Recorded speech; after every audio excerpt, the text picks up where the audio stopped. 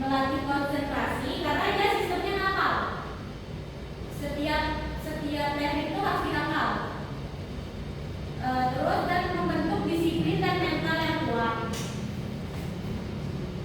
Selanjutnya, hal yang dinilai dalam pertandingan konser. Ini foto pertandingan nih. Jadi yang dinilai itu adalah ketepatan gerak, keseimbangan tubuh, kekuatan dan ketepatan saat menendang, ekspresi, bahkan ekspresi itu juga dinilai dalam pertandingan konser, kelenturan dan keindahan.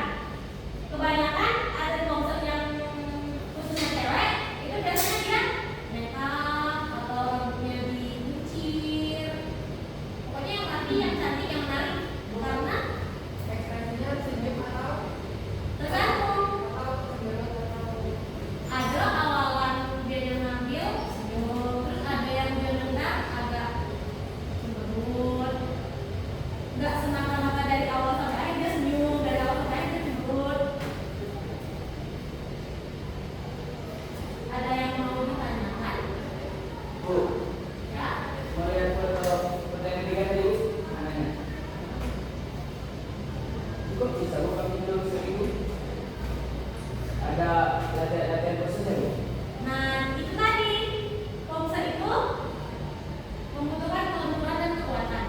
Kalau dia lentur saja, tapi nggak punya kekuatan, dia nggak bakal bisa nahan kakinya di atas, karena cuma mengandalkan kelenturan. Dia nggak bisa nahan. Tapi dia nih, kalau dia punya kekuatan, tapi dia tidak lentur, dia tidak bisa sampai kayak gitu. Mentok-mentok paling sedagu. Jadi kita harus punya kekuatan dan kelenturan. Ada lagi? tuh. Ya.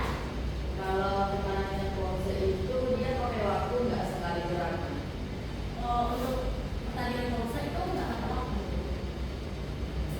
Dia pakai irama, tapi dia nggak pakai waktu, nggak ada waktunya.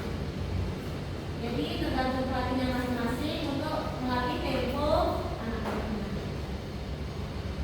Ada lagi? Bu, kalau waktu perlombaan yang masih satu rendah, itu boleh nggak ngambil kombinasi gerakan atau jurus yang sulit atau yang khusus untuk tinggi satunya? Jadi di